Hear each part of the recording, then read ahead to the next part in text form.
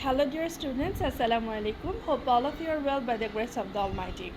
In this video, we are going to discuss a new topic, that is the national resource and the economic system.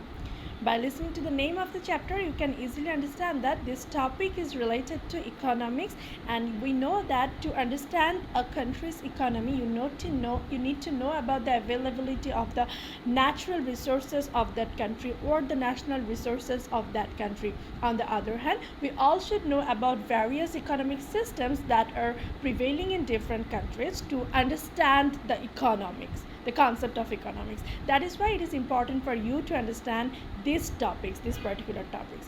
First of all, let's talk about resources. Now, what is resource? Whenever we listen to the term resource, the first thing or the first things that come into our mind are maybe money, gold, house, or any lavish thing, right? But in economics, if anything has to be a resource, it should have some qualities or some characteristics. The first one is utility. If something has to be a resource, it should have utility. What is utility? Utility is the ability of any product that fulfill your needs. So it's the ability to fulfill your needs or your necessity. Let me give you an example. It will be clearer to you. Say a plate of rice. Now this plate of rice has the ability to fulfill your hunger. That means this plate of rice has utility. Similarly, let's think about clothing or a shirt or a shari. It has the ability to cover yourself. So that means this shari or this shirt, these products have utility. Okay. The second characteristic or second criteria of something to be a resource is insufficiency. If something has to be a resource, it has to be insufficient. That means it should not be enough. So let me give you an example. It will be clearer to you. Let's think of air. Now, whenever we need air for our breathing and air is available, the Almighty has blessed us with air and you don't need to pay for it. It is sufficient. That is why in economics, air will not be termed as a resource. So what is a resource? That is insufficient. You have to pay money for that and everyone is not getting that. For example, food is not sufficient all over the world. It's nothing like whenever you are saying it like Aladdin's genie, please give me some food, and food is coming to you. It's nothing like that, right? So food is insufficient all over the world. Gold is insufficient. Your resources that like house or cars or your dress, all are insufficient. So these things have to be produced and you have to pay for that, and all over the world people are not getting that. So these are insufficient. That means these are resources. This is the second characteristic of something to be a resource. Okay, so now the third quality or third characteristic is visibility. Resource has to be visible. You have to see that. Though there are some exceptions, I will discuss it later, but in general, resources are visible, like money, dress, food, furniture. Okay, these are the resources because these are visible. Now, let me talk about the exceptions. Health is particularly not visible. You cannot see the health in particular, right? You can see or you can guess that someone is healthy, but health, the thing is not visible. So from that perspective, health cannot be termed as resources. But if someone is healthy and by using that health someone is working and earning money, for that particular person, health can be a resource for him or her. On the other hand, say the thinking capacity. The thinking capacity of a person cannot be seen, so it's not visible. So from the perspective of economics, thinking capacity or thinking capability cannot be termed as a resource. But whenever a person is using his or her thinking capacity and earning money by using or utilizing that thinking capacity, for that particular person, this thinking capacity can be termed as a resource. So this is the exception. Okay. The fourth characteristic of something to be a resource is exchangeability. Resource has to be exchangeable. For example, say I want furniture and I can buy furniture in exchange of money. So that means this is resource, right? Money can be exchanged, like I can work and like I can get money in exchange of that. So any kind of resource should be exchangeable. Now you can ask me, is the singing capacity of the person is not exchangeable?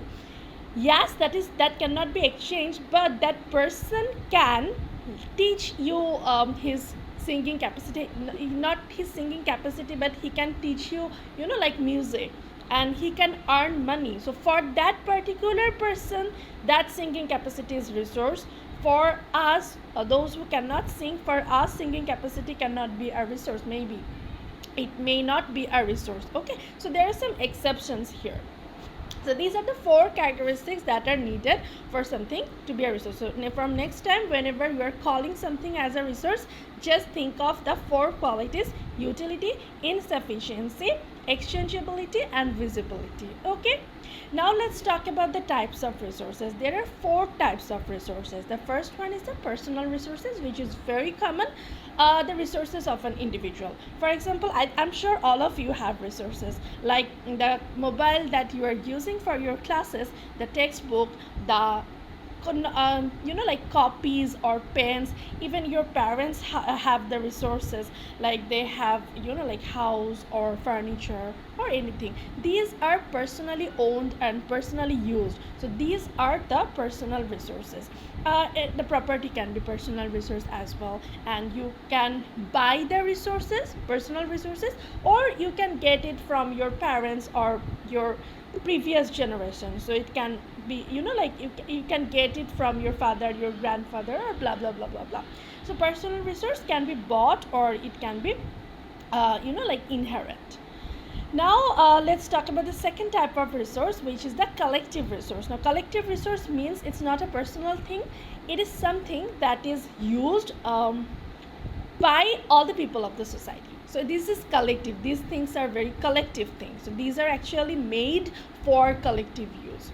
For example, roads, parks, public transports, public toilet, or any kind of thing that are used by the people commonly in the society or in the state. So usually the government makes this kind of thing for the betterment of the people, for the use of all the people. Okay, so this is collective resource. Now let's talk about the third type of resource, that is the national resource. So if you understand the previous 2 types of resources, it will be easier for you to understand the third type of resources. Say you want to know what are the national resources of Bangladesh. So national resource is equal to all the personal resources plus all the collective resources of the state.